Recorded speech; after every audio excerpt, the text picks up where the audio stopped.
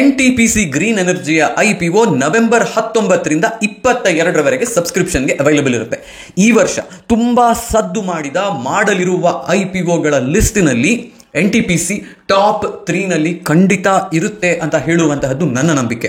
ಕಾರಣಗಳು ತುಂಬಾ ಇದ್ದಾವೆ.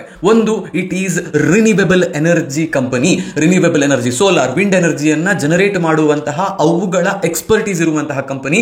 ರಿನ್ಯೂವೇಬಲ್ ಎನರ್ಜಿಯಲ್ಲಿಯೇ ಕೆಲಸ ಮಾಡ್ತಾ ಇದ್ದಂತಹ ವಾರಿ ಎನರ್ಜೀಸ್ IPO ಯಾವ ರೀತಿ ಬಂಪರ್ ಲಿಸ್ಟಿಂಗ್ ಅನ್ನ ಕೊಡ್ತು ಅನ್ನೋದು ನಮಗೆ ಗೊತ್ತಿದೆ. ಇನ್ನೊಂದು, PSU ಕಂಪನಿ. ಇದು NTPC ಅಂತ ಹೇಳುವಂತಹದ್ದು ಭಾರತ ಸರ್ಕಾರದ ಅಧೀನದಲ್ಲಿ ಇರುವಂತಹ ಸಂಸ್ಥೆ. ಇದು ನವರತ್ನ ಕಂಪನಿಗಳಲ್ಲಿ ಒಂದು. ಈ ನವರತ್ನದ fully owned subsidiary NTPC green energy. Fully owned subsidiary ಅಂತ ಹೇಳಿದ್ರೆ ಅವರದ್ದೇ ಒಂದು ಅಂಗಸಂಸ್ಥೆ ಇದು. ಈ ಕಾರಣಕ್ಕೂ ಕೂಡ NTPC ಗ್ರೀನ್ ಎನರ್ಜಿಯ ಮೇಲೆ ತುಂಬಾ ದೊಡ್ಡ ಮಟ್ಟಿನ ಇಂಟ್ರೆಸ್ಟ್ ಜನರಲ್ಲಿ ಇತ್ತು. ಕಳೆದ 5-6 ತಿಂಗಳಿಂದ NTPC ಗ್ರೀನ್ ಎನರ್ಜಿಯ IPO ಬರುತ್ತಂತೆ ಅಂತ ಹೇಳುವಂತಹ ಒಂದು ದೊಡ್ಡ ಗುಮಾನಿ ಇತ್ತು. ಈಗ ಫೈನಲಿ ಯಾವಾಗ ಬರುತ್ತೆ ಅನ್ನೋದು ನಮಗೆ ಗೊತ್ತಾಗಿದೆ. ಈ IPOಗೆ ನೀವು ಅಪ್ಲೈ ಮಾಡಬೇಕಾ? ಅಪ್ಲೈ ಮಾಡಬೇಕು ಅಂದರೆ ಯಾವೆಲ್ಲ ಕ್ಯಾಟಗರಿಗಳು ಇದ್ದಾವೆ? ಶೇರ್ ಹೋಲ್ಡರ್ ಕ್ಯಾಟಗರಿಯು ಕೂಡ ಇಲ್ಲಿ ಇರುವ ಕಾರಣ ಎಲಿಜಿಬಿಲಿಟಿ ಕ್ರೈಟೀರಿಯಾ ಏನು, ಕಂಪನಿ ಮಾಡುವಂತಹ ಬಿಸ್ನೆಸ್ ಏನು, ಇಲ್ಲಿ ಇರುವಂತಹ ಒಂದಿಷ್ಟು ರಿಸ್ಕ್ಗಳು ಯಾವುದು, ಅಪ್ಲೈ ಮಾಡಿದರೆ ಯೋಚನೆ ಮಾಡಬೇಕಾಗಿರುವಂತಹ ತಲೆಬಿಸಿ ತರುವಂತಹ ಕೆಲವು ವಿಷಯಗಳು ಯಾವುದು, ಎಲ್ಲವನ್ನ ಇವತ್ತಿನ ವಿಡಿಯೋದಲ್ಲಿ ಡಿಸ್ಕಸ್ ಮಾಡಿದ್ದೀನಿ. ವಿಡಿಯೋವನ್ನು ಕೊನೆಯ ತನಕ ನೋಡೋದನ್ನು ಮರಿಬೇಡಿ. ನಮಸ್ಕಾರ, ನಾನು ನಿಮ್ಮ ಆಶೀಶ್ ಸಾರಡ್ಕ. ಇಲ್ಲಿಯವರೆಗೆ ಆಲ್ಮೋಸ್ಟ್ ಹ್ಯುಂಡೈ IPOದಿಂದ ಶುರು ಮಾಡಿಕೊಂಡು ಇವತ್ತಿನವರೆಗೆ ಅಂದರೆ NTPC ಗ್ರೀನ್ನವರೆಗೆ ಬಂದಿರುವ ಎಲ್ಲ ಮೇಜರ್ IPOಗಳ ಮಾಹಿತಿಯನ್ನು ನಾನು ನಿಮಗೆ ಕೊಟ್ಟಿದ್ದೀನಿ. ಇದೇ ರೀತಿಯಲ್ಲಿ personal finance, stock market, mutual ಫಂಡ್ಗಳ ಬಗ್ಗೆಯೂ ಮಾಹಿತಿಯನ್ನು ನಾನು ನಿಮಗೆ ಕೊಡ್ತೀನಿ. ನಾನು ಹೇಳುವಂತಹ ಮಾಹಿತಿ ನಿಮಗೆ ಇಂಟ್ರೆಸ್ಟಿಂಗ್ ಅಂತ ಅನ್ನಿಸ್ತಾ ಇದೆ, ನೀವು ನನ್ನ ಚಾನಲನ್ನು ಸಬ್ಸ್ಕ್ರೈಬ್ ಮಾಡಿದ್ದೀರಿ ಅಂತಂದರೆ ದಯವಿಟ್ಟು ಒಂದು ಥಮ್ಸ್ ಅಪ್ ಅನ್ನು ಕಮೆಂಟ್ನಲ್ಲಿ ಕೊಡಿ. ಒಂದು ವೇಳೆ ನೀವು ಯಾವುದನ್ನು ಮಾಡಿಲ್ಲ ಅಂದರೆ ದಯವಿಟ್ಟು ಲೈಕ್, ಶೇರ್, ಸಬ್ಸ್ಕ್ರೈಬ್ ಮಾಡೋದನ್ನು ದಯವಿಟ್ಟು ಮರಿಬೇಡಿ. ನೇರವಾಗಿ ವಿಡಿಯೋಗೆ ಹೋಗೋಣ. NTPC ಗ್ರೀನ್ ಎನರ್ಜಿಯ IPO ಇದು ಯಾವ ಕಂಪನಿ ಅನ್ನೋದನ್ನು ನಾನು ನಿಮಗೆ ಹೇಳಿದ್ದೆ. NTPC ಕಂಪನಿಯ ಒಂದು ಅಂಗಸಂಸ್ಥೆ ಇದು. NTPC is a Maharatna central public sector enterprise, ಅಂದರೆ ಭಾರತ ಸರ್ಕಾರದ ಒಂದು ಸಂಸ್ಥೆ ಇದು. So this is a PSU company. ಇದು largest renewable energy public sector enterprise. ಇಲ್ಲಿ ಪಬ್ಲಿಕ್ ಸೆಕ್ಟರ್ ಎಂಟರ್ಪ್ರೈಸ್ ಅನ್ನೋದನ್ನು ನೀವು ಗಮನ ಇಟ್ಟುಕೊಂಡು ನೋಡಬೇಕು. ಬಿಕಾಸ್ ಭಾರತದಲ್ಲಿ ನಾವು ಲಾರ್ಜೆಸ್ಟ್ ರಿನ್ಯೂವೇಬಲ್ ಎನರ್ಜಿ ಕಂಪನಿ ಯಾವುದು ಅಂತ ನೋಡಿದರೆ ಅದಾನಿ ಗ್ರೀನ್ ಆ ಸ್ಥಾನವನ್ನು ತುಂಬಿಸುತ್ತೆ. ಬಟ್ ಇದು ಪಬ್ಲಿಕ್ ಸೆಕ್ಟರ್ ಎಂಟರ್ಪ್ರೈಸ್, ಅಂದರೆ ಕೇಂದ್ರ ಸರ್ಕಾರದ ಅಥವಾ ಸರ್ಕಾರದ ಅಧೀನದಲ್ಲಿ ಇರುವಂತಹ ಅತಿ ದೊಡ್ಡ ರಿನ್ಯೂವೇಬಲ್ ಎನರ್ಜಿ ಕಂಪನಿ ಇದು. In terms of operating capacity, ಅಂದರೆ ಅವರ ಬಳಿಯಲ್ಲಿ ಇರುವಂತಹ over all energy generation capacity ಮತ್ತು ಪವರ್ ಜನರೇಷನ್ ಮಾಡಿರುವುದನ್ನು ಕೂಡ 2024ರಲ್ಲಿ ಕನ್ಸಿಡರ್ ಮಾಡಿದರೆ ಇವರು biggest PSU renewable energy company. As of June 30, 2024 ಇವರ ಬಳಿಯಲ್ಲಿ 14.6 ಗೀಗಾವಾಟ್ನಷ್ಟು ಫೆಸಿಲಿಟಿಗಳನ್ನು, ಆಪರೇಷನಲ್ ಫೆಸಿಲಿಟಿಗಳನ್ನು ಇಟ್ಟುಕೊಳ್ಳುವಂತಹ ಸಾಮರ್ಥ್ಯವನ್ನು ಇವರು ಹೊಂದಿದ್ದಾರೆ. ಆಫ್ ವಿಚ್ 2925 ಮೆಗಾವಾಟ್ಸ್ ಅಥವಾ 2.95 ಗೀಗಾವಾಟ್ಸ್ನಷ್ಟು ಆಪರೇಟಿಂಗ್ ಪ್ರಾಜೆಕ್ಟ್ಗಳು ಇವರ ಬಳಿಯಲ್ಲಿ ಇದ್ದಾವೆ. ಅಂದರೆ ಈಗ 2.925 ಗೀಗಾವಾಟ್ಸ್ನಷ್ಟು ಪ್ರೊಡಕ್ಷನ್ ಇವರು ಆಲ್ರೆಡಿ ಮಾಡ್ತಾ ಇದ್ದಾರೆ. 11,771 ಗೀಗಾವಾಟ್ಸ್. ಈ 2925 ಪ್ಲಸ್ ಇದನ್ನು ಮಾಡಿದರೆ ನಿಮಗೆ 14,696 ಗೀಗಾವಾಟ್ ಬರುತ್ತೆ. 14.6 ಗೀಗಾವಾಟ್ಸ್ ಬರುತ್ತೆ. ಇಷ್ಟು ಕಾಂಟ್ರಾಕ್ಟೆಡ್ ಮತ್ತು ಅವಾರ್ಡೆಡ್ ಪ್ರಾಜೆಕ್ಟ್ಗಳು, ಅಂದರೆ ಇದಿನ್ನೂ ಕೂಡ ಪೈಪ್ಲೈನ್ನಲ್ಲಿ ಇರುವಂತಹ ಕೆಲಸಗಳು ನಡೀತಾ ಇರುವಂತಹ ಪ್ರಾಜೆಕ್ಟ್ಗಳು. ಅಂದರೆ ಯಾವುದೋ ಕಂಪನಿಯ ಜೊತೆಯಲ್ಲಿ ಅಥವಾ ಒಂದಿಷ್ಟು ಜನ ಕಸ್ಟಮರ್ಗಳ ಜೊತೆಯಲ್ಲಿ ನಮಗಿಷ್ಟು ಪ್ರೊಡಕ್ಷನ್ ಕೆಪಾಸಿಟಿ ಬೇಕು ಅಂತ ಹೇಳುವ ಎಗ್ರಿಮೆಂಟ್ಗಳು ಸೈನ್ ಆಗಿರ್ತವೆ, ಪ್ರಾಜೆಕ್ಟ್ಗಳು ನಡೀತಾ ಇರ್ತವೆ. ಇವು ಇನ್ನೂ ಆಪರೇಷನ್ನಲ್ಲಿ ಇರೋದಿಲ್ಲ. ಆಪರೇಷನ್ನಲ್ಲಿ ಇರೋದು ಬರೀ ಇಷ್ಟು ಮಾತ್ರ, ಇಷ್ಟು ಪೈಪ್ಲೈನ್ನಲ್ಲಿ ಇದೆ. It is understandable. 2 ವರ್ಷ ಹಳೆಯ ಕಂಪನಿ ಇದು. ಇಲ್ಲಿಂದ ಮುಂದೆ ಇವರದ್ದು ಪ್ರಾಜೆಕ್ಟ್ಗಳ ಕಂಪ್ಲೀಷನ್ ಡೇಟ್ಗಳು ಕೂಡ ಹೆಚ್ಚಾಗಿಕೊಂಡು ಹೋಗ್ತವೆ. ಸೊ ಆಸ್ ಆಫ್ ಜೂನ್ 30, 2024 ಒಂದು 3-4 ತಿಂಗಳ ಹಿಂದೆಯವರೆಗೆ ನೋಡಬೇಕಾದ್ರೆ we are in the process of constructing 31 renewable energy ಪ್ರಾಜೆಕ್ಟ್ಗಳನ್ನು. ಅದೇ 31 ರಿನ್ಯೂವೇಬಲ್ ಎನರ್ಜಿ ಪ್ರಾಜೆಕ್ಟ್ಗಳಿಂದ 11.7 ಗೀಗಾವಾಟ್ನಷ್ಟು ಇವರು ಎನರ್ಜಿ ಉತ್ಪಾದನೆಯನ್ನು ಮಾಡುವಂತಹ ಪ್ರಾಜೆಕ್ಟ್ಗಳನ್ನು ಮಾಡ್ತಿದ್ದಾರೆ ದೇಶದ 7 ಬೇರೆ ಬೇರೆ ರಾಜ್ಯಗಳಲ್ಲಿ. ಇವಿಷ್ಟು ಕಾಂಟ್ರಾಕ್ಟೆಡ್ ಮತ್ತು ಅವಾರ್ಡೆಡ್ ಪ್ರಾಜೆಕ್ಟ್ಗಳು. ಅಂದರೆ ಇವರು ಒಂದು ಬಿಡ್ ಹಾಕಿರ್ತಾರೆ, ಆ ಬಿಡ್ನಲ್ಲಿ ಇವರಿಗೆ ಈ ಪ್ರಾಜೆಕ್ಟ್ ಅಲೋಕೇಟ್ ಆಗಿರುತ್ತೆ, ಆ ಕಾಂಟ್ರಾಕ್ಟಿಗೆ ಸೈನಿಂಗ್ ಕೂಡ ನಡೆದಿರುತ್ತೆ ಅಂತ ಹೇಳುವಂತಹದ್ದು. Capacity under pipeline MOU and term sheet has been entered in joint venture partners or off takers, but definitive agreements have not yet been entered. ಈ 14,000 ಮೆಗಾವಾಟ್ನಷ್ಟು ಪ್ರಾಜೆಕ್ಟ್ಗಳು ಏನಿದ್ವಲ್ವ ಇಲ್ಲಿ, ಈ 14,696 ಮೆಗಾವಾಟ್ ಪ್ರಾಜೆಕ್ಟ್ಗೆ ಅಡಿಷನಲ್ ಆಗಿ ಮತ್ತೆ 10,975 ಮೆಗಾವಾಟ್ನಷ್ಟು ಪ್ರಾಜೆಕ್ಟ್ಗಳು ಇವರ ಪೈಪ್ಲೈನ್ನಲ್ಲಿ ಇನ್ನೂ ಇದ್ದಾವೆ. ಬಟ್ ಇವುಗಳಲ್ಲಿ ಕಂಪ್ಲೀಟ್ ಆಗಿರುವಂತಹ ಅಗ್ರಿಮೆಂಟ್ ಇನ್ನೂ ಕೂಡ ಆಗಿಲ್ಲ, but they will be signed. So basically 25,671 ಮೆಗಾವಾಟ್ನಷ್ಟು ಎನರ್ಜಿ ಪ್ರೊಡಕ್ಷನ್ ಇವರ ಪೈಪ್ಲೈನ್ನಲ್ಲಿ ಇದೆ. ಮುಂದಿನ 3-4 ವರ್ಷದಲ್ಲಿ ಇಷ್ಟು ಕೆಪಾಸಿಟಿಯನ್ನು ಇವರು ಹೊಂದುತ್ತಾರೆ ಈಗಿರುವಂತಹ 2000 ಮೆಗಾವಾಟ್ಗೆ ಕಂಪೇರ್ ಮಾಡಿದರೆ. ಸೊ ಇದರಲ್ಲಿ ಎಷ್ಟು ಮೆಗಾವಾಟ್ ಉತ್ಪಾದನೆಯನ್ನ ಇವರು ಸೋಲಾರ್ನಿಂದ, ವಿಂಡ್ನಿಂದ ಮಾಡ್ತಿದ್ದಾರೆ ಅನ್ನೋದನ್ನು ನಾವು ನೋಡಬೇಕು. ನೀವು ಅಲ್ಲಲ್ಲಿ ದೊಡ್ಡ ದೊಡ್ಡ ವಿಂಡ್ ಟರ್ಬೈನ್ಗಳನ್ನು ನೋಡಿರ್ತೀರಿ, ಗಾಳಿ ಗೋಪುರಗಳು ಅಂತ ಅದನ್ನು ಕರಿತೀವಿ. ಅದರಿಂದ ಉತ್ಪಾದನೆ ಮಾಡುವಂತಹ ಕರೆಂಟ್ ಒಂದು, ಸೋಲಾರ್ನಿಂದ ಉತ್ಪಾದನೆ ಮಾಡುವಂತಹ ಕರೆಂಟ್ ಇನ್ನೊಂದು. ಇದು ಎರಡನ್ನು ರಿನ್ಯೂವೇಬಲ್ ಅಂತ ನಾವು ಕರಿತೀವಿ. ಯಾಕೆ? ಕೋಲ್ ಅಥವಾ ಕಲ್ಲಿದ್ದಲಿನಿಂದ ಉತ್ಪಾದನೆ ಮಾಡುವಂತಹ ವಿದ್ಯುತ್, ಕಲ್ಲಿದ್ದಲು ಅಂತ ಹೇಳುವಂತಹದ್ದು ಅದು ಭೂಮಿಯ ಆಳದಿಂದ ನಾವು ಗಣಿಗಾರಿಕೆ ಮಾಡಿ ತೆಗೆಯುವಂತಹದ್ದು. ಇದರದ್ದು ಲಿಮಿಟೆಡ್ ಸಪ್ಲೈ ಇರುತ್ತೆ. ಆ್ಯಂಡ್ ಇದು ನಾವು ಯಾವಾಗ ಇದನ್ನು ಸುಡ್ತೀವೋ ಆಗ ಕಾರ್ಬನ್ ಎಮಿಷನ್ ಅನ್ನು ಕೂಡ ಹೆಚ್ಚು ಮಾಡುತ್ತೆ. ಈ ಎರಡು ಕಾರಣದಿಂದಾಗಿ ಕಲ್ಲಿದ್ದಲನ್ನು ಈಗ ಆದಷ್ಟು ಕಮ್ಮಿ ಉತ್ಪಾದನೆ ಮಾಡುವ ರೀತಿಯಲ್ಲಿ, ಅಥವಾ ಅದರ ಉತ್ಪಾದನೆಯಿಂದ ಅಥವಾ ಅದರ ಬಳಕೆಯಿಂದ ಕರೆಂಟ್ ಉತ್ಪಾದನೆಯನ್ನು ಕಮ್ಮಿ ಮಾಡಬೇಕು ಅಂತ ಹೇಳುವ ಎಂಫಸಿಸ್ ಎಲ್ಲ ಕಡೆಯಲ್ಲಿ ನಡೀತಿದೆ. ಸೊ ಹಾಗಿರುವಾಗ ಇವರ ಬಳಿಯಲ್ಲಿ ಆಪರೇಟಿಂಗ್ ಅಂದರೆ ಈಗ ಆಗಲೇ ಇವರು ಕೆಲಸ ನಡೆಸ್ತಾ ಇರುವಂತಹದ್ದು ನಾವಾಗ ನೋಡಿದ್ವಿ 2900 ಮೆಗಾವಾಟ್ಸ್ ಅಂತ ಇತ್ತು. ಅದರಲ್ಲಿ 2825 ಮೆಗಾವಾಟ್ನಷ್ಟು ಸೋಲಾರ್ ಮತ್ತು 100 ಮೆಗಾವಾಟ್ನಷ್ಟು ವಿಂಡ್ ಎನರ್ಜಿಯನ್ನು ಬಳಕೆ ಮಾಡಿಕೊಂಡು ಕರೆಂಟ್ ಉತ್ಪಾದನೆ ಮಾಡ್ತಾ ಇರುವಂತಹ ಫೆಸಿಲಿಟಿಗಳು ಇದ್ದಾವೆ. ನೀವಿಲ್ಲಿ ನೋಡಬಹುದು 2022ಕ್ಕೆ ಕಂಪೇರ್ ಮಾಡಿದರೆ 2024 ಇವರ ಕೆಪಾಸಿಟಿ ಇನ್ ಮೆಗಾವಾಟ್ಸ್ ಹ್ಯಾಸ್ ಡಬಲ್ಡ್. 2 ವರ್ಷದಲ್ಲಿ ಡಬಲ್ ಆಗಿದೆ ಈ ಕೆಪಾಸಿಟಿ. ಸೊ 2 ವರ್ಷದಲ್ಲಿ ಇದು ಡಬಲ್ ಆಗಿದೆ ಅಂತ ಅಂದರೆ there has been a significant 36-37% CAGRನಲ್ಲಿ ಇದು ಡಬಲ್ ಆಗಿದೆ ಅಥವಾ ಹೆಚ್ಚಾಗ್ತಾ ಹೋಗಿದೆ ಅಂತ ಹೇಳುವಂತಹದ್ದು. ವಿಂಡ್ ಎನರ್ಜಿಯದು ನೋಡಿದರೆ 22ಕ್ಕೆ 50 ಮೆಗಾವಾಟ್ ಇದ್ದದ್ದು ಈಗ 100 ಮೆಗಾವಾಟ್ ಆಗಿದೆ. This is also good. ಇನ್ನು ಎಷ್ಟು ಕಾಂಟ್ರಾಕ್ಟೆಡ್ ಮತ್ತು ಅವಾರ್ಡೆಡ್ ಇದ್ದಾವೆ ಅನ್ನೋದನ್ನು ನೀವು ನೋಡಿದರೆ, ಕಾಂಟ್ರಾಕ್ಟೆಡ್ ಮತ್ತು ಅವಾರ್ಡೆಡ್ ಅಂತ ಹೇಳಿದರೆ ಪೈಪ್ಲೈನ್ನಲ್ಲಿ ಇರುವಂತಹದ್ದು 11,771. ಇದು ಇಲ್ಲಿ ಸ್ಪ್ಲಿಟ್ ನಾನು ಯಾಕೆ ಕೊಟ್ಟಿದ್ದೀನಿ ಅಂತಂದರೆ ಇವರು ಸೋಲಾರ್ ಮತ್ತು ವಿಂಡ್ ಎರಡೂ ಕಡೆಗಳಲ್ಲಿ ಕೆಲಸ ಮಾಡ್ತಾರೆ ಅಂತ ಹೇಳೋದಕ್ಕೆ. ವಿಂಡ್ನದ್ದು ಒಂದು ರಿಸ್ಕ್ ಇದೆ, ಅದೇನು ಅನ್ನೋದನ್ನು ಮುಂದೆ ನಾವು ನೋಡೋಣ. ಇದಾದ ಮೇಲೆ ಇವರದ್ದು ನಾವು ಅಲ್ಲಿ ಫಸ್ಟ್ ಶೀಟ್ನಲ್ಲಿ ನೋಡಿದ ಹಾಗೆ ಮತ್ತು ಒಂದು 10,975 ಮೆಗಾವಾಟ್ನಷ್ಟು ಪ್ರಾಜೆಕ್ಟ್ಗಳು ಪೈಪ್ಲೈನ್ನಲ್ಲಿ ಇದ್ದಾವೆ, ಅವುಗಳು ಕೂಡ ಮುಂದೆ ನಡೀತಾವೆ ಅಂತ ಹೇಳುವಂತಹದ್ದು. ಬೇರೆ ಬೇರೆ ಕಂಪನಿಗಳ ಜೊತೆಯಲ್ಲಿ ರಿನ್ಯೂವೇಬಲ್ ಪವರ್ ಮತ್ತು ಈ ರೀತಿಯ ಪವರನ್ನು ಟ್ರಾನ್ಸ್ಫಾರ್ಮ್ ಮಾಡೋದಕ್ಕೆ ಇರುವಂತಹ ಅಗ್ರಿಮೆಂಟ್ಗಳನ್ನು ಇವರು ಸೈನ್ ಮಾಡಿದ್ದಾರೆ. ಇಲ್ಲಿ ನಿಮಗೊಂದು ಸಣ್ಣ ಮಟ್ಟಿನ ಮಾಹಿತಿಯನ್ನು ನಾನು ಕೊಡಬೇಕು. ಅದೇನು ಅಂದರೆ ಈ NTPC ಅಂತ ಹೇಳುವಂತಹ ಕಂಪನಿ ಇದೆಯಲ್ಲೋ, ಅಥವಾ NTPC ಗ್ರೀನ್ ಎನರ್ಜಿ ಅಂತ ಹೇಳುವಂತಹ ಕಂಪನಿ, ಇವರು ಯಾವ ರೀತಿಯಲ್ಲಿ ಕೆಲಸ ಮಾಡ್ತಾರೆ ಅಂತ ಹೇಳಿದರೆ, ನಾವು ನಮ್ಮ ಡಿಸ್ಕಾಮ್ಗಳನ್ನು ಒಂದು ಸತಿ ಆಲೋಚನೆ ಮಾಡೋಣ. ಮೆಸ್ಕಾಮ್ ಇದೆ, ಹೆಸ್ಕಾಮ್ ಇದೆ, ಬೆಸ್ಕಾಮ್ ಇದೆ, ಈ ರೀತಿಯ ಕಂಪನಿಗಳು. ಇವು ಪವರ್ ಡಿಸ್ಟ್ರಿಬ್ಯೂಷನ್ ಕಂಪನಿಗಳು. ಬೆಂಗಳೂರಿನಲ್ಲಿ ಬೆಸ್ಕಾಮ್ ಇದೆ. ಈ ಕಂಪನಿ ತಾನು ಕರೆಂಟನ್ನು ಉತ್ಪಾದನೆ ಮಾಡೋದಿಲ್ಲ, ಎಲ್ಲಿಂದಲೋ ಬೇರೆ ಕಡೆಯಿಂದ ಕರೆಂಟನ್ನು ತಗೊಂಡು ತಾನು ಬೇರೆಯವರಿಗೆ ಸಪ್ಲೈ ಮಾಡುತ್ತೆ. ಈಗ for example NTPC green energy BESCOM ಜೊತೆಯಲ್ಲಿ ಒಂದು ಮೆಮೊರಾಂಡಮ್ ಆಫ್ ಅಂಡರ್ಸ್ಟ್ಯಾಂಡಿಂಗ್ ಅಥವಾ ಅಗ್ರಿಮೆಂಟ್ ಅನ್ನು ಸೈನ್ ಮಾಡ್ತು ಅಂದರೆ, ಯೂಶ್ವಲಿ ಇವರ ಬೇರೆ ಅಗ್ರಿಮೆಂಟ್ಗಳನ್ನು ನೋಡಿದರೆ 25 ವರ್ಷಕ್ಕೆ ಒಂದು ಅಗ್ರಿಮೆಂಟನ್ನು ಸೈನ್ ಮಾಡ್ತಾರೆ. 25 ವರ್ಷಕ್ಕೆ ನಾನು ಬೆಸ್ಕಾಮ್ಗೆ ಈ ದರದಲ್ಲಿ ಇಷ್ಟು ಕರೆಂಟನ್ನು ಪ್ರೊಡ್ಯೂಸ್ ಮಾಡಿ ಮಾರಾಟ ಮಾಡ್ತೀನಿ ಅಂತ ಹೀಗೆ ಒಂದು ಅಗ್ರಿಮೆಂಟ್ ಸೈನ್ ಮಾಡಿದ ಮೇಲೆ NTPC ಗ್ರೀನ್ ಎನರ್ಜಿ ಅವರು ಅಷ್ಟು ಉತ್ಪಾದನೆಯನ್ನು ಮಾಡೋದಕ್ಕೆ ಶುರು ಮಾಡ್ತಾರೆ. ಉತ್ಪಾದನೆ ಶುರು ಮಾಡಬೇಕು ಅಂದರೆ ಇವತ್ತು ನನಗೆ ಅಗ್ರಿಮೆಂಟ್ ಸೈನ್ ಮಾಡಿದ ಕೂಡಲೇ ನಾಳೆ ಅದನ್ನು ಉತ್ಪಾದನೆ ಮಾಡೋದು ಸಾಧ್ಯ ಆಗೋದಿಲ್ಲ. ಸೊ ದೇ ಗೋ ಔಟ್, ಒಂದು ಜಾಗವನ್ನು ಹುಡುಕ್ತಾರೆ. ಆ ಜಾಗದಲ್ಲಿ ಸೋಲಾರ್ ಪ್ಯಾನೆಲ್ಗಳನ್ನು ಅಥವಾ ಸೋಲಾರ್ ಪಾರ್ಕ್ಗಳನ್ನು ಸೆಟಪ್ ಮಾಡ್ತಾರೆ, ವಿಂಡ್ ಟನಲ್ಗಳನ್ನು ಸೆಟಪ್ ಮಾಡ್ತಾರೆ. ಅಲ್ಲಿಂದ ಬರುವಂತಹ ವಿದ್ಯುತ್ತನ್ನು ಹೀಗೆ ಮೆಸ್ಕಾಮ್ನಂತಹ ಡಿಸ್ಕಾಮ್ಗಳಿಗೆ ಮಾರಾಟ ಮಾಡ್ತಾರೆ. This is the business.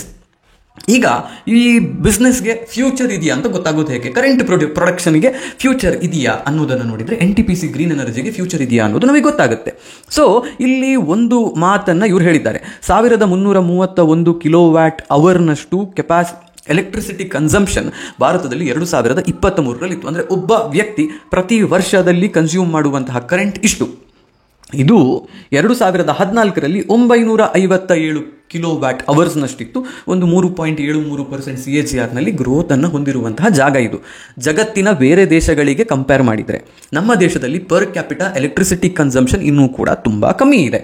ದೊಡ್ಡ ದೊಡ್ಡ ದೇಶಗಳನ್ನು ಕಂಪೇರ್ ಮಾಡಬೇಕಾಗಿಲ್ಲ. ಬ್ರೆಜಿಲ್ನಂತಹ ದೇಶಗಳನ್ನು ಕಂಪೇರ್ ಮಾಡಿದರೂ ಕೂಡ ಅದು ಅಭಿವೃದ್ಧಿ ಹೊಂದಿದಂತಹ ದೇಶ ಅಲ್ಲ, ಡೆವಲಪ್ ಆಗ್ತಾ ಇರುವಂತಹ ದೇಶ. ನಮ್ಮ ದೇಶದ ಜೊತೆಗೆ ಕಂಪೇರ್ ಮಾಡಬಹುದು. ಅಲ್ಲಿ 2.5 ಮೆಗಾವ್ಯಾಟ್ ಅವರ್ಗಳು ಅಂದರೆ 2500 ಕಿಲೋವ್ಯಾಟ್ ಅವರ್ಸ್ನಷ್ಟು ಕರೆಂಟ್ ಕನ್ಸಂಪ್ಷನ್ ಪರ್ ಕ್ಯಾಪಿಟಾ ಇದೆ. ನಮಗಿಂತ ಡಬಲ್ ಇದ್ದಾರೆ ಅವರು. ನೀವು ಒಂದು ವೇಳೆ ಚೈನಾಕ್ಕೆ ಹೋಗಿ ನೋಡಿದರೆ ಅಲ್ಲಿ 5.3 ಮೆಗಾವ್ಯಾಟ್ ಅವರ್ಗಳಷ್ಟು ಇದೆ. ಅಂದರೆ ಆಲ್ಮೋಸ್ಟ್ ನಮಗಿಂತ 4 ಪಟ್ಟು ಹೆಚ್ಚು ಪವರ್ ಕನ್ಸಂಪ್ಷನನ್ನು ಅಲ್ಲಿ ಪ್ರತಿಯೊಬ್ಬ ವ್ಯಕ್ತಿ ವರ್ಷಕ್ಕೆ ಮಾಡ್ತಾನೆ. ಅಮೆರಿಕಾದಲ್ಲಿ ಅದು 12.7 ಮೆಗಾವ್ಯಾಟ್ ಅವರ್ ಇದೆ. ಅಂದರೆ ಅವರು ನಮಗಿಂತ 10 ಪಟ್ಟು ಹೆಚ್ಚು ಕರೆಂಟ್ ಕನ್ಸಂಪ್ಷನನ್ನು ಮಾಡ್ತಾರೆ. ಸೊ ಬೇಸಿಕಲಿ ಏನು ಹೇಳ್ತಿರೋದಿಲ್ಲಿ ಅಂತ ಹೇಳಿದರೆ, ನಮ್ಮಲ್ಲೂ ಕೂಡ ಇನ್ನು ಮುಂದೆ ಹೋಗ್ತಾ ಹೋದ ಹಾಗೆ, ಅರ್ಬನೈಸೇಷನ್ ಹೆಚ್ಚಾಗ್ತಾ ಹೋದ ಹಾಗೆ, ಜನರ ಇನ್ಕಮ್ ಹೆಚ್ಚಾಗ್ತಾ ಹೋದ ಹಾಗೆ, ಜನರ ಕೈಯಲ್ಲಿರುವಂತಹ ಡಿವೈಸಸ್ ಹೆಚ್ಚಾಗ್ತಾ ಹೋದ ಹಾಗೆ ಪರ್ ಕ್ಯಾಪಿಟಾ ಎಲೆಕ್ಟ್ರಿಸಿಟಿ ಕನ್ಸಂಪ್ಷನ್ ಹೆಚ್ಚಾಗುತ್ತೆ. ಯಾವ ರೇಟ್ನಲ್ಲಿ ಹೆಚ್ಚಾಗುತ್ತೆ? 5-7% CAGR ನಲ್ಲಿ ಹೆಚ್ಚಾಗುತ್ತೆ. ಈಗ ಆಗ್ತಾ ಇದ್ದಂತಹದ್ದು 3.7% CAGR ನಲ್ಲಿ. ಇಷ್ಟು CAGR ನಲ್ಲಿ ಆಗ್ತಾ ಇದ್ದಂತಹ ಈ ಪವರ್ ಯುಟಿಲೈಸೇಷನ್ ಈಗ 7% CAGR ನಷ್ಟು ಗ್ರೋತ್ ಅನ್ನು ಕಾಣುವ ಸಾಧ್ಯತೆ ಇದೆ. ಹೀಗೆ ಪವರ್ ಕನ್ಸಂಪ್ಷನ್ ಹೆಚ್ಚಾಯಿತು ಅಂತ ಹೇಳಿದರೆ ಪವರ್ ಡಿಮಾಂಡ್ ಹೆಚ್ಚಾಗ್ತಾ ಹೋಗುತ್ತೆ. ಈ ಡಿಮಾಂಡ್ ಹೆಚ್ಚಾಯಿತು ಅಂದರೆ ಅದನ್ನು ಮೀಟ್ ಮಾಡೋದಕ್ಕೆ ಕರೆಂಟ್ ಪ್ರೊಡಕ್ಷನ್ ಕೂಡ ಹೆಚ್ಚು ಮಾಡಬೇಕಾಗುತ್ತೆ. ಅಲ್ಲಿಯೇ NTPC ಬರುವಂತಹದ್ದು. ಈಗ ಇಲ್ಲಿ ಇರುವಂತಹದ್ದು ಕೆಪಾಸಿಟಿ ಎಕ್ಸ್ಪಾನ್ಷನ್ ಹೀಗೆ ಆಗ್ತಾ ಇರಬೇಕಾದ್ರೂ ಕೂಡ ಭಾರತದಲ್ಲಿ ಮತ್ತು ಜಗತ್ತಿನಾದ್ಯಂತ ಎಂಫಸಿಸ್ ಈಗ ಹೆಚ್ಚಿರುವಂತಹದ್ದು ರಿನ್ಯೂವೇಬಲ್ ಎನರ್ಜಿಯ ಮೂಲಕ ಕರೆಂಟ್ ಉತ್ಪಾದನೆ ಮಾಡೋದಕ್ಕೆ. ಯಾಕೆ ಬೇಕದು? Clean energy. ಅದು ಯಾವುದನ್ನು ಕಲ್ಲಿದ್ದಲನ್ನು ಅಥವಾ ಪೆಟ್ರೋಲನ್ನು ಅಥವಾ ಡೀಸೆಲನ್ನು ಸುಟ್ಟು ನೀವು ಅದರಿಂದ ಕರೆಂಟ್ ಉತ್ಪಾದನೆಯನ್ನು ಮಾಡ್ತಿಲ್ಲ. ಆ ಕಾರಣದಿಂದಾಗಿ ಪೊಲ್ಯೂಷನ್ ಕಮ್ಮಿ ಮಾಡುತ್ತೆ ಅನ್ನುವ ಕಾರಣಕ್ಕೆ ಈ ರಿನ್ಯೂವೇಬಲ್ ಎನರ್ಜಿಯನ್ನು ಬಳಕೆ ಮಾಡಿ ಉತ್ಪಾದನೆ ಮಾಡುವಂತಹ ಕರೆಂಟ್ಗೆ ಹೆಚ್ಚಿನ ಡಿಮಾಂಡ್ ಇವತ್ತು ಇದೆ. ಆ್ಯಂಡ್ ಆಲ್ಸೋ ಭಾರತದಂತಹ ದೇಶದಲ್ಲಿ ಸೋಲಾರ್ ಮತ್ತು ವಿಂಡ್ ಎನರ್ಜಿಗೆ ಬೇಕಾದಷ್ಟು ಅವಕಾಶಗಳು ಇದ್ದಾವೆ ಇವುಗಳನ್ನು ಜನರೇಟ್ ಮಾಡೋದಕ್ಕೆ.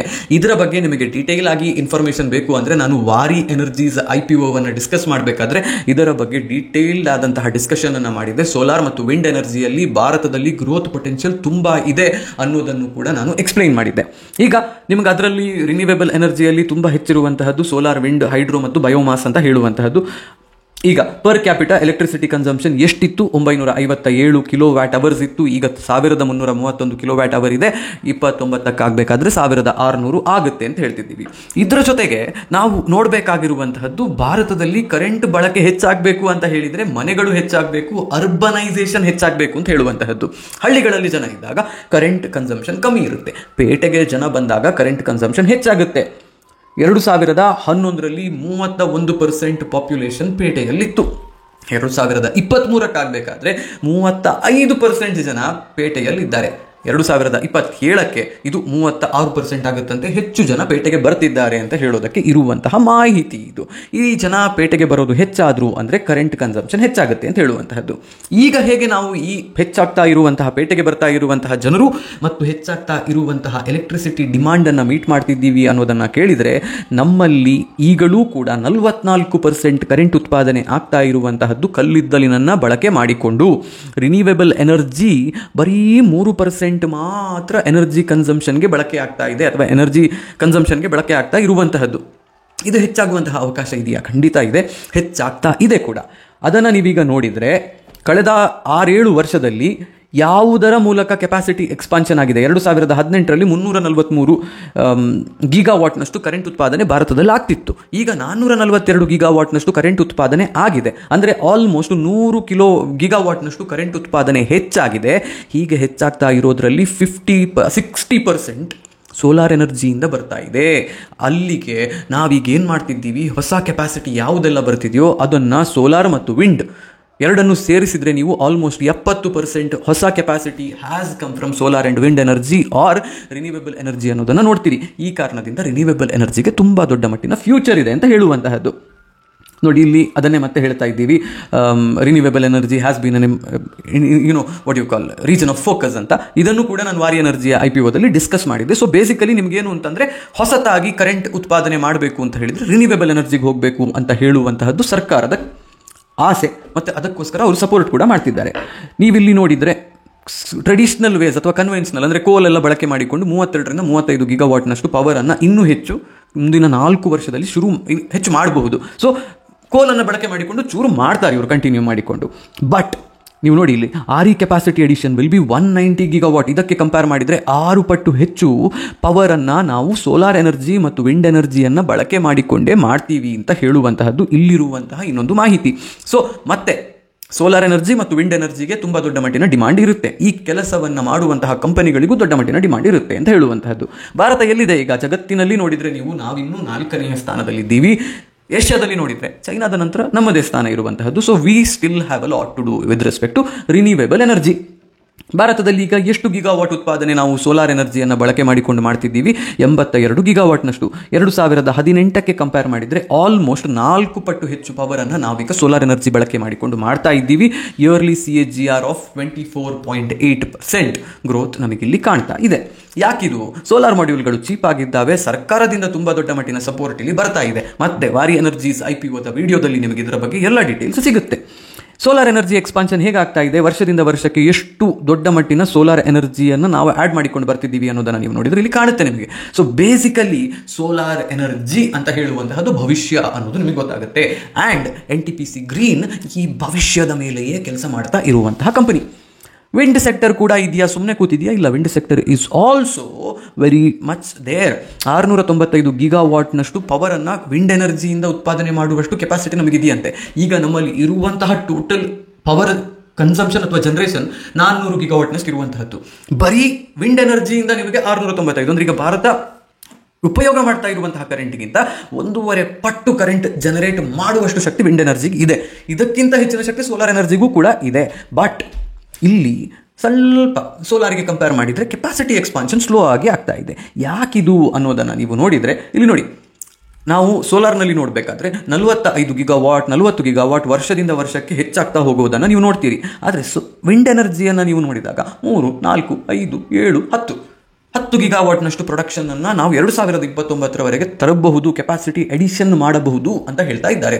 ಯಾಕಿಷ್ಟು ಕಮ್ಮಿ ಅಂತ ನೋಡಿದರೆ ಅದಕ್ಕೆ ಇರುವಂತಹ ಕೀ ಫ್ಯಾಕ್ಟರ್ ಟ್ರಾನ್ಸ್ಪೋರ್ಟೇಷನ್. ನೀವು ನೋಡಿರಬಹುದು, ದೊಡ್ಡ ದೊಡ್ಡ ಗಾಡಿಗಳಲ್ಲಿ ವಿಂಡ್ ಟರ್ಬೈನ್ನ ಒಂದು ರೆಕ್ಕೆಯನ್ನು ಹಾಕಿಕೊಂಡು ಹೋಗ್ತಾ ಇರ್ತಾರೆ. ಇದನ್ನು ತಗೊಂಡು ಹೋಗಿ ಅದನ್ನು ನಿಲ್ಲಿಸಿ ಅದಕ್ಕೆ ಪವರ್ ಜನರೇಷನನ್ನು ಮಾಡಬೇಕು ಅಂತ ಹೇಳಿದರೆ ಪ್ರೈಸ್ ತುಂಬ ಖರ್ಚಾಗುತ್ತೆ, ದುಡ್ಡು ಖರ್ಚಾಗುತ್ತೆ. And over the span of last 3-4 years ಈ ಕಾಸ್ಟ್ ವರ್ಷದಿಂದ ವರ್ಷಕ್ಕೆ ಹೆಚ್ಚಾಗ್ತಾ ಹೋಗ್ತಾ ಇದೆ ಅಂತ ಹೇಳುವಂತಹದ್ದು.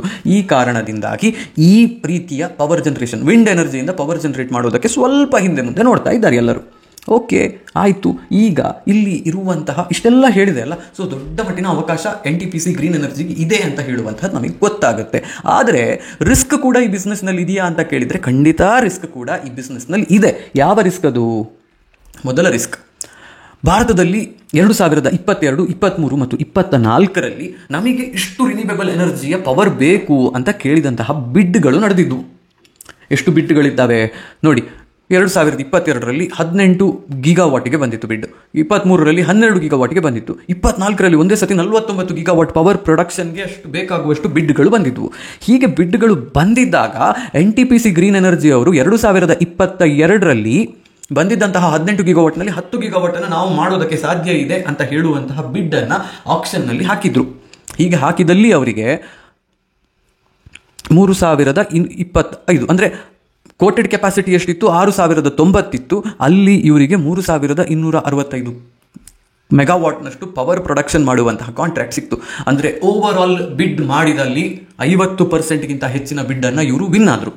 2023ರಲ್ಲಿ ಹಾಕಿದಂತಹ ಬಿಡ್ನಲ್ಲಿ 52% ಇವರು ವಿನ್ ಆದರು. This is good. ಆದರೆ 24ರಲ್ಲಿ ಆಗಬೇಕಾದ್ರೆ ಹೀಗೆ ಬಿಡ್ ಮಾಡಿದಲ್ಲಿ 38% ಮಾತ್ರ ಇವರು ವಿನ್ ಆದರು. 2024-25ನೇ ಸಾಲಿನ 2 ಕ್ವಾರ್ಟರ್ನ ಈ ಬಿಡ್ಡಿಂಗ್ ಡೀಟೇಲ್ಸ್ ಬಂದಿದೆ. ಅಲ್ಲಿ ನೋಡಿದರೆ they have still come down 29-30%ನಲ್ಲಿ ಈಗಿದ್ದಾರೆ.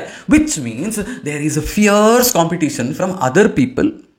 ಅದಾನಿ ಗ್ರೀನ್ ಇರಬಹುದು, ಬೇರೆ ಕಂಪನಿಗಳು ಕೂಡ ಇದ್ದಾವೆ. ಅವರಿಂದ ಕಾಂಪಿಟೇಷನ್ ಹೆಚ್ಚಾಗ್ತಾ ಇದೆ. ಅವರು ಇವರಿಗಿಂತ ಚೀಪಾಗಿ ನಾವು ಈ ಸೊಲ್ಯೂಷನ್ಗಳನ್ನು ಕೊಡೋದಕ್ಕೆ ಸಾಧ್ಯ ಇದೆ ಅಂತ ಹೇಳ್ತಿದ್ದಾರೆ. And they are winning more bids when compare to NTPC green energy. So ಇವರು ಕಾಂಪಿಟೇಷನ್ನಲ್ಲಿ ಸ್ವಲ್ಪ ಹಿಂದೆ ಬೀಳ್ತಾ ಇದ್ದಾರೆ ಅಂತ ಹೇಳುವಂತಹದ್ದು ಇಲ್ಲಿ ಕಾಣ್ತಾ ಇದೆ. ಮೋರ್ ಇಂಪಾರ್ಟೆಂಟ್ಲಿ, ಕಾಂಪಿಟೇಷನ್ನಲ್ಲಿ ಹಿಂದೆ ಬೀಳ್ತಿದ್ದಾರೆ ಅನ್ನುವ ಕಾರಣಕ್ಕೆ ಇವರು ಕಮ್ಮಿ ರೇಟಲ್ಲಿ ಬಿಡ್ ಮಾಡೋದು ಶುರು ಮಾಡಿದರು ಅಂದರೆ ಪ್ರಾಫಿಟಬಿಲಿಟಿಯ ಮೇಲೆ ಪೆಟ್ಟು ಬೀಳುವ ಸಾಧ್ಯತೆ ಇದೆ ಅಂತ ಹೇಳುವಂತಹ ಇನ್ನೊಂದು ರಿಸ್ಕ್ ಕೂಡ ಇಲ್ಲಿ ಇದೆ. ಆಯಿತು, ಫಿನಾನ್ಷಿಯಲ್ ಸ್ಟೇಟ್ಮೆಂಟ್ಸ್ ಹೇಗಿದೆ ಅನ್ನೋದನ್ನು ನೋಡೋಣ. ರೆವೆನ್ಯೂ ಫ್ರಮ್ ಆಪರೇಷನ್ಸ್ 9,000 ಇತ್ತು 2022ರಲ್ಲಿ, 19,625 ಆಗಿದೆ, ಡಬಲ್ ಆಗಿದೆ revenue, which is really good. Profit before tax 2,600 ಕೋಟಿ ಇತ್ತು, 4,881 ಕೋಟಿ ಆಗಿದೆ. This is also good. ಒಂದು 70-80% ಗ್ರೋತ್ ಇನ್ ಪ್ರಾಫಿಟ್ಸ್ ನಿಮಗೆ ಕಾಣ್ತಾ ಇದೆ. ಹೀಗೆ ಕಾಣ್ತಾ ಇರುವಂತಹ profits are also really very good ಅಂತ ಹೇಳಬಹುದು. ಪ್ರಾಫಿಟ್ ಆಫ್ಟರ್ ಟ್ಯಾಕ್ಸ್ ಇದೆ, that is okay. PAT margins 10.4 ಇತ್ತು, 31%ಗೆ 2023ರಲ್ಲಿ ಹೋಯಿತು, 2024ರಲ್ಲಿ 17%ಗೆ ಬಂತು, ಈಗ 23% ಇದೆ ಅಂತ ಹೇಳ್ತಿದ್ದಾರೆ. This is good, it is okay. But ಸಮಸ್ಯೆ ಇರೋದು ಎಲ್ಲಿ ಅಂತ ನೀವು ನೋಡಿದರೆ, ಫಿಸ್ಕಲ್ 2022ನಲ್ಲಿ ಡೆಟ್ ಟು ಇಕ್ವಿಟಿ ರೇಷಿಯೋ 4.4 ಇತ್ತು, ಕಮ್ಮಿ ಮಾಡಿಕೊಂಡು ಬಂದರು, 1.98ಕ್ಕೆ ಬಂದರು, ಈಗ ಮತ್ತೆ 2.32ರಲ್ಲಿ ಇದೆ. ಡೆಟ್ ಟು ಇಕ್ವಿಟಿ ರೇಷಿಯೋ ಹೆಚ್ಚಿದೆ ಅಂತ ಹೇಳಿದರೆ ಇದರ ಅರ್ಥ ಏನು ಗೊತ್ತಾ? ಇವರು ಸಾಲವನ್ನು ಹೆಚ್ಚು ಮಾಡ್ತಾ ಇದ್ದಾರೆ ಅಂತ ಹೇಳೋದು. ಒಂದು ಸರ್ತಿ ಇಲ್ಲಿ ಬಂದು ಇವರ ಸಾಲಗಳು ಎಷ್ಟಿದ್ದಾವೆ ಅನ್ನೋದನ್ನು ನೋಡೋಣ. 2024 ಮಾರ್ಚ್ನಲ್ಲಿ 12,700 ಕೋಟಿ ರೂಪಾಯಿಯಷ್ಟು ಸಾಲ ಇತ್ತು. ಈಗ ಇದ್ದಕ್ಕಿದ್ದ ಹಾಗೆ 17,000 ಕೋಟಿಯಷ್ಟು ಸಾಲ ಇದೆ. 27,000 ಇದ್ದಂತಹ ಇವರ ಆಸೆಟ್ಸ್ 32,000ಕ್ಕೆ ಹೋಗಿದೆ. ವಿಚ್ ಮೀನ್ಸ್ ಇಲ್ಲಿ ಹೆಚ್ಚಾಗಿರುವಂತಹ 5,000 ಕೋಟಿಯಲ್ಲಿ ಇಲ್ಲಿಂದ ಬಂದಿರುವಂತಹ ಸಾಲದಿಂದಾಗಿ ಆಸೆಟ್ಸ್ ಹೆಚ್ಚಾಗಿರುವಂತಹದ್ದು ನಮಗೆ ಕಾಣ್ತಾ ಇದೆ. What is it telling us? ಇವರು ತುಂಬ ದೊಡ್ಡ ಮಟ್ಟಿನ ಸಾಲವನ್ನು ಮಾಡಿದ್ದಾರೆ ಅಂತ ಹೇಳುವಂತಹದ್ದು. ಗವರ್ಮೆಂಟ್ ಸೆಕ್ಟರ್ ಕಂಪನಿ ಹೌದು, ಗವರ್ಮೆಂಟ್ ಬ್ಯಾಕಿಂಗ್ ಇದೆ ಹೌದು, ಬಟ್ ಸಾಲಗಳು ಹೆಚ್ಚಿದ್ದಾವೆ ಅಂತ ಹೇಳಿದರೆ ಬಂದಿರುವಂತಹ ಪ್ರಾಫಿಟ್ನಲ್ಲಿ ನಿಮಗೆ ಇವರು ದೊಡ್ಡ ಮಟ್ಟಿನ ದುಡ್ಡನ್ನು ನೋಡಿ, ಇಲ್ಲಿ ಇಂಟ್ರೆಸ್ಟ್ ಕವರೇಜ್ ಅಂತ ಹೇಳುವಂಥದ್ದು ನಿಮಗೆ ಕಾಣ್ತಿದೆ. ದೊಡ್ಡ ಮಟ್ಟಿನ ದುಡ್ಡನ್ನು ಇವರು ಸಾಲದ ಬಡ್ಡಿಯನ್ನು ತೀರಿಸೋದಕ್ಕೆ ಕೊಡಬೇಕಾಗ್ತಾ ಇದೆ. ಲಾಂಗ್ ಟರ್ಮ್ನಲ್ಲಿ ಬಂದಿರುವಂತಹ ಪ್ರಾಫಿಟ್ನಲ್ಲಿ ಒಂದು ಭಾಗವನ್ನು ಸಾಲವನ್ನು ತೀರಿಸೋದಕ್ಕೂ ಕೊಡಬೇಕಾಗುತ್ತೆ. This is one systematic risk that is there here.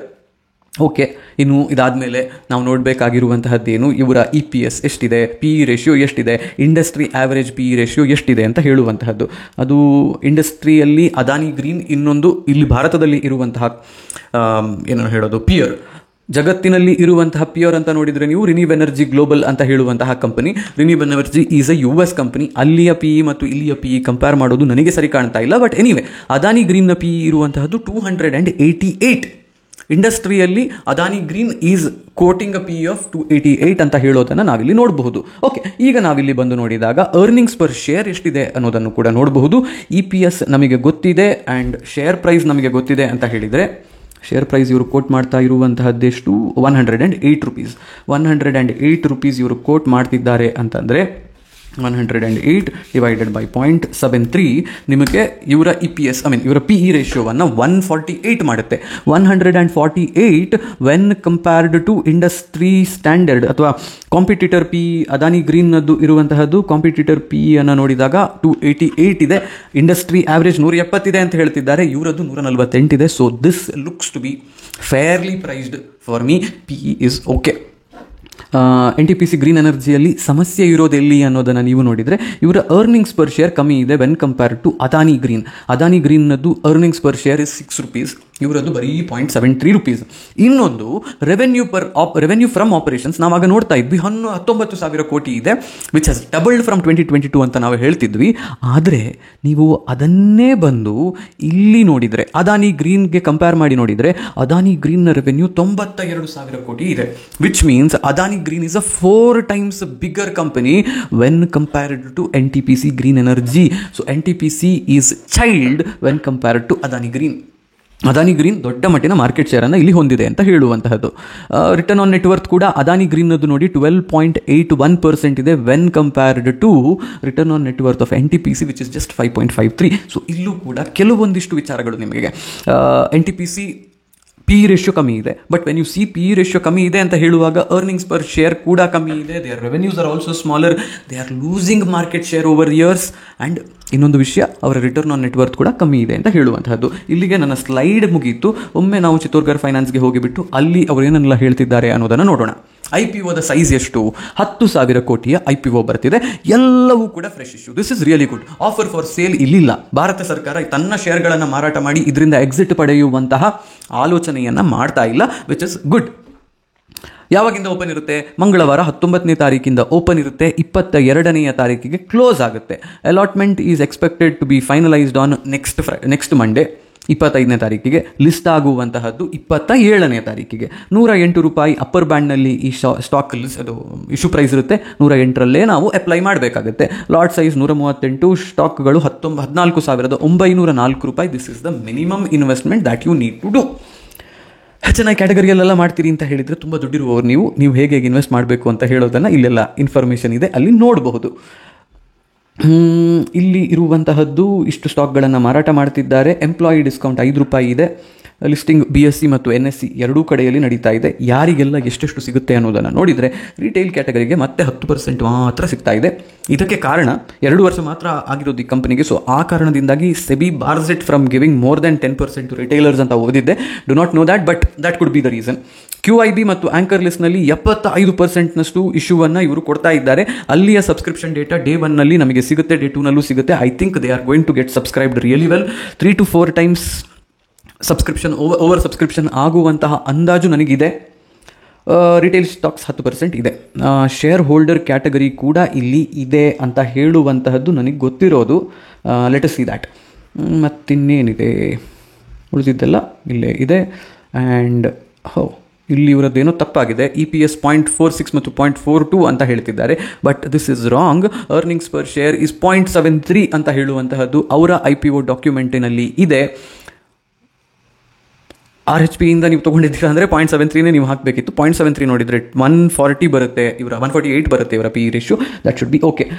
Debt to equity ratio ನಾನು ನಿಮ್ಮ ಹತ್ರ ಮಾತಾಡಿದ್ದೆ, ಹೇಳಿದ್ದೆ, ದಟ್ ಈಸ್ ಹೈಯರ್ ಅಂತ. Return on equity 7.39%, which is okay for me. Return on net worth 2.14%, ಸ್ವಲ್ಪ ಕಮ್ಮಿ ಇದೆ. When compare to price to book value ತುಂಬ ಹೆಚ್ಚಿದೆ. PAT margin is good. Okay, ಇಲ್ಲಿ ಈಗ ನಾವು ನೋಡಬೇಕಾಗಿರುವಂತಹದ್ದು ಆಬ್ಜೆಕ್ಟ್ಸ್ ಆಫ್ ಇಶ್ಯೂ ಏನು ಅನ್ನೋದನ್ನು ನೋಡಿದರೆ ಎಲ್ಲವೂ ಫ್ರೆಶ್ ಇಶ್ಯೂ ಅಂತ ಹೇಳಿದ್ದೆ. ಈ ಫ್ರೆಶ್ ಇಶ್ಯೂವಿನಲ್ಲಿ 7,500 ಕೋಟಿಯನ್ನು ತಗೊಂಡು ಹೋಗಿ ಇವರು ಸಾಲವೊಂದನ್ನು ತೀರಿಸೋದಕ್ಕೆ ಬಳಕೆ ಮಾಡ್ತಾ ಇದ್ದಾರೆ. NTPC ರಿನ್ಯೂವೇಬಲ್ ಎನರ್ಜಿ ಲಿಮಿಟೆಡ್ ಅಂತ ಹೇಳುವಂತಹ ಇವರ ಇನ್ನೊಂದು ಸಬ್ಸಿಡಿಯರಿಯಲ್ಲಿ ಇರುವಂತಹ 7,500 ಕೋಟಿ ರೂಪಾಯಿಯಷ್ಟು ಸಾಲವನ್ನು ಇವರು ಕಮ್ಮಿ ಮಾಡುವ ಕೆಲಸವನ್ನು ಇಲ್ಲಿಂದ ಮಾಡ್ತಾರೆ. ಸೊ ಬೇಸಿಕಲಿ ಈ ವರ್ಷದ ಅಂತ್ಯಕ್ಕೆ ಇದು 17,057 ಕೋಟಿ ಇದ್ದದ್ದು 9,500 ಕೋಟಿಗೆ ಬರುತ್ತೆ. ವಿಚ್ ಮೀನ್ಸ್ ಇವರ ಬಳಿಯಲ್ಲಿ 7,500 ಕೋಟಿಯಷ್ಟು ಸಾಲ ಕಮ್ಮಿ ಆಗುತ್ತೆ, 750 ಕೋಟಿಯಷ್ಟು ಇಂಟ್ರೆಸ್ಟ್ 10% ಅಂತ ಯೋಚನೆ ಮಾಡಿದರೆ ಉಳಿಯುತ್ತೆ. ಸೊ ಅವರ ಪ್ರಾಫಿಟ್ ಮಾರ್ಜಿನ್ ಮತ್ತು ಪ್ರಾಫಿಟ್ ಆಫ್ಟರ್ ಟ್ಯಾಕ್ಸ್ ಪ್ಯಾಟ್ ಎಲ್ಲವೂ ಕೂಡ ಹೆಚ್ಚಾಗಲಿದೆ. This is a good thing that they are doing. But yes, ಇನ್ನುಳಿದಂತಹದ್ದು ಏನಿದೆ, ಜನರಲ್ ಕಾರ್ಪೊರೇಟ್ ಪರ್ಪಸ್ಗೆ ಮತ್ತೆ 2,500 ಕೋಟಿಯನ್ನು ಇವರು ಬಳಕೆ ಮಾಡ್ತಿದ್ದಾರೆ. ಶೇರ್ ಹೋಲ್ಡರ್ ಕ್ಯಾಟಗರಿ ಇದೆ. ಇವರು DHRPಯನ್ನು ಸಬ್ಮಿಟ್ ಮಾಡಿರುವಂತಹದ್ದು, let me go to the beginning, 11ನೇ ತಾರೀಕಿಗೆ ಅಂತ ಕಾಣುತ್ತೆ. 11th November 2020 stated 18th. DHRPಯನ್ನು ಫೈಲ್ ಮಾಡಿರುವಂತಹದ್ದು 11th ಅಂತ ಕಾಣುತ್ತೆ. ಸೊ ಐ ಥಿಂಕ್ ನೀವು 11th ಮುಂಚೆ, ನವೆಂಬರ್ 11ನೇ ತಾರೀಕಿಗಿಂತ ಮುಂಚೆ ನೀವು NTPCಯ ಸ್ಟಾಕ್ ಒಂದನ್ನು ಖರೀದಿ ಮಾಡಿ ನಿಮ್ಮ ಬಳಿಯಲ್ಲಿ ಇಟ್ಟುಕೊಂಡಿದ್ದರೆ ನೀವು ಶೇರ್ ಹೋಲ್ಡರ್ ಕ್ಯಾಟಗರಿಗೂ ಕೂಡ ಅಪ್ಲೈ ಮಾಡುವಂತಹ ಅರ್ಹತೆಯನ್ನು ಪಡೆದುಕೊಂಡಿರ್ತೀರಿ. ಶೇರ್ ಹೋಲ್ಡರ್ ಕ್ಯಾಟಗರಿಯಲ್ಲಿ ಅಪ್ಲೈ ಮಾಡುವವರಿಗೆ ಅಲ್ಲೊಂದು ಅಲಾಟ್ಮೆಂಟ್ ಚಾನ್ಸ್ ಸ್ವಲ್ಪ ಹೆಚ್ಚಿರುತ್ತೆ. ಸೊ ಆ ಕಾರಣದಿಂದಾಗಿ ಅಲ್ಲಿ ಅಪ್ಲೈ ಮಾಡುವಂತಹ ಆಲೋಚನೆಯನ್ನು ನೀವು ಮಾಡಬಹುದು ಇಫ್ ಯು ಆಲ್ರೆಡಿ ಹ್ಯಾವ್ NTPCಯ stock which was bought before November 11th. ಇದಿಲ್ಲ ಅಂತಂದರೆ ರಿಟೇಲ್ ಕ್ಯಾಟಗರಿಯಲ್ಲಿ ಮತ್ತು HNI ಕ್ಯಾಟಗರಿಯಲ್ಲಿ ಅಪ್ಲೈ ಮಾಡುವಂತಹ ಅವಕಾಶ ಇರುತ್ತೆ ನಿಮಗೆ. ಒಂದು ಪ್ಯಾನ್ ಬಳಕೆ ಮಾಡಿಕೊಂಡು, ಕರೆಕ್ಟಾಗಿ ಕೇಳಿಸಿಕೊಳ್ಳಿ ಇದನ್ನು, ನೀವು already a share holder of NTPC ಅಂತಾದರೆ ರಿಟೇಲ್ ಕ್ಯಾಟಗರಿ ಮತ್ತು ಶೇರ್ ಹೋಲ್ಡರ್ ಕ್ಯಾಟಗರಿಯಲ್ಲಿ ಅಪ್ಲೈ, ಎರಡು ಬೇರೆ ಬೇರೆ ಬಿಡ್ಗಳನ್ನು ಅಪ್ಲೈ ಮಾಡುವಂತಹ ಅವಕಾಶ ನಿಮಗಿರುತ್ತೆ. ಇದೇ ರೀತಿಯಲ್ಲಿ ಶೇರ್ ಹೋಲ್ಡರ್ ಕೋಟಾ ಮತ್ತು HNI ಕ್ಯಾಟಗರಿಯಲ್ಲೂ ಕೂಡ ಅಪ್ಲೈ ಮಾಡುವಂತಹ ಅವಕಾಶವನ್ನು ನೀವು ಒಂದೇ ಪ್ಯಾನ್ ಇಟ್ಕೊಂಡು ಇಲ್ಲಿ ಪಡಿತೀರಿ if you are a shareholder. But shareholder ಅಲ್ಲ ನೀವು ಅಂತ ಹೇಳಿ ಆದರೆ ರಿಟೇಲ್ ಮತ್ತು HNI ಹಾಕೋದಕ್ಕೆ ಹೋದರೆ ಅಲ್ಲಿ ನಿಮ್ಮ IPO ಅಪ್ಲಿಕೇಶನ್ ರಿಜೆಕ್ಟ್ ಆಗುತ್ತೆ. ₹108 ಇವರ ಕಟ್ ಆಫ್ ಪ್ರೈಸ್ ಇದೆ. ಅಪ್ಪರ್ ಬ್ಯಾಂಡ್ಗಿಂತ ಕಮ್ಮಿ ನೀವು ಅಪ್ಲೈ ಮಾಡಿದರೆ, 107, 106, 105 ಅಂತೆಲ್ಲ ಅಪ್ಲೈ ಮಾಡಿದರೆ ಆಗಲೂ ಕೂಡ ನಿಮ್ಮ ಅಪ್ಲಿಕೇಶನ್ ರಿಜೆಕ್ಟ್ ಆಗುತ್ತೆ. ಸೊ ಫೈನಲಿ ವರ್ಡಿಕ್ಟ್ ಏನು? ಇಲ್ಲಿ ಗ್ರೇ ಮಾರ್ಕೆಟ್ ಪ್ರೀಮಿಯಂ ₹20 ಆಸುಪಾಸಿನಲ್ಲಿ ಇದ್ದದ್ದು ಈಗ ಕಮ್ಮಿ ಆಗಿಕೊಂಡು ₹1-2 ಆಸುಪಾಸಿನಲ್ಲಿದೆ. The reason behind it is market ಕೆಳಗೆ ಬಿದ್ದಿದೆ ಅಂತ ಹೇಳುವಂತಹದ್ದು. 10-20% ಲಿಸ್ಟಿಂಗ್ ಗೇನ್ ಆಗುವಂತಹ ಸಾಧ್ಯತೆ ಮುಂಚೆ ಇತ್ತು. ಈಗೇನಾಗುತ್ತೆ ಅನ್ನೋದನ್ನು ಕೇಳಿದರೆ ಅಷ್ಟು ದೊಡ್ಡ ಮಟ್ಟಿನ ಕಾನ್ಫಿಡೆನ್ಸ್ ಮಾರ್ಕೆಟ್ನಲ್ಲಿ ಇದರ ಬಗ್ಗೆ ಈಗ ಇಲ್ಲ. ಇನ್ನೂ ಒಂದು ವಿಚಾರ ಏನು ಹೇಳ್ತಿದ್ದಾರೆ ಅಂತ ಹೇಳಿದರೆ 75-80ಕ್ಕೆ ಇದನ್ನು ಇಶ್ಯೂ ಮಾಡುವಂತಹ ಆಲೋಚನೆಯನ್ನೇನಾದರೂ ಮಾಡಿದ್ದಿದ್ರೆ ಆಗ ಅಲ್ಲಿ ತುಂಬ ಇಂಟ್ರೆಸ್ಟ್ ಇರ್ತಿತ್ತು. ₹102 ಲಿಸ್ಟ್ ಮಾಡೋದಕ್ಕೆ ಹೊರಟಿರೋದ್ರಿಂದ ಸ್ವಲ್ಪ ಎಕ್ಸ್ಪೆನ್ಸಿವ್ ಅಂತ ಅನ್ನಿಸ್ತಿದೆ ಅಂತ ಕೆಲವರು ಹೇಳ್ತಿದ್ದಾರೆ. ಬಟ್ ಅಕಾರ್ಡಿಂಗ್ ಟು ಮೀ, ಒಂದು ಲಾಟ್ ಅಪ್ಲೈ ಮಾಡಿಬಿಟ್ಟು ಅಲ್ಲಿ ಅದು ಸಿಕ್ಕಿದರೆ ಒಂದು ಸ್ವಲ್ಪ ದಿನ ಇಟ್ಕೊಂಡು ನೋಡೋದು ಒಳ್ಳೆಯದು ಅನ್ನೋದು ನನ್ನ ಅನಿಸಿಕೆ. This is not an investment advice. ನೀವು ಇನ್ವೆಸ್ಟ್ ಮಾಡೋದಕ್ಕಿಂತ ಮುಂಚೆ use your own logical thinking, reasoning. ಇದಿಷ್ಟು ನಿಮ್ಮ ಎಜುಕೇಷನ್ ಹೆಚ್ಚು ಮಾಡೋದಕ್ಕೆ ಇರುವಂತಹ ಮಾಹಿತಿ ಮಾತ್ರ. ಈ ವಿಡಿಯೋ ಇಲ್ಲಿಗೆ ಮುಗಿಸುವಂತಹ ಸಮಯ ಬಂದಿದೆ. ಇನ್ನು ಮುಂದೆ ಹೋಗಿಕೊಂಡು IPO ಲಿಸ್ಟ್ ಆಗೋದಕ್ಕಿಂತ ಮುಂಚೆ ಮತ್ತು IPO ಇಶ್ಯೂ ಆಗುವ ದಿನಗಳಲ್ಲಿ ಸಬ್ಸ್ಕ್ರಿಪ್ಷನ್ ಡೇಟಾವನ್ನು ಕೂಡ ನಾನು ಒಂದು ಶಾರ್ಟ್ಗಳ ಮುಖಾಂತರ ಹೇಳುವಂತಹ ಪ್ರಯತ್ನವನ್ನು ಮಾಡ್ತೀನಿ. NTPC ಗ್ರೀನ್ನ ಬಗ್ಗೆ ನಿಮಗೆ ಇನ್ನೇನಾದರೂ ಡೌಟ್ಗಳಿದ್ದಾವೆ ಅಂತ ಹೇಳಿದರೆ ದಯವಿಟ್ಟು ಕಮೆಂಟ್ ಸೆಕ್ಷನ್ನಲ್ಲಿ ಆ ಪ್ರಶ್ನೆಗಳನ್ನು ಕೂಡ ಕೇಳಿ ಹೋಗಿ ಬರ್ತೀನಿ. ನಾನು ನಿಮ್ಮ ಆಶೀಶ್ ಸರಡ್ಕ.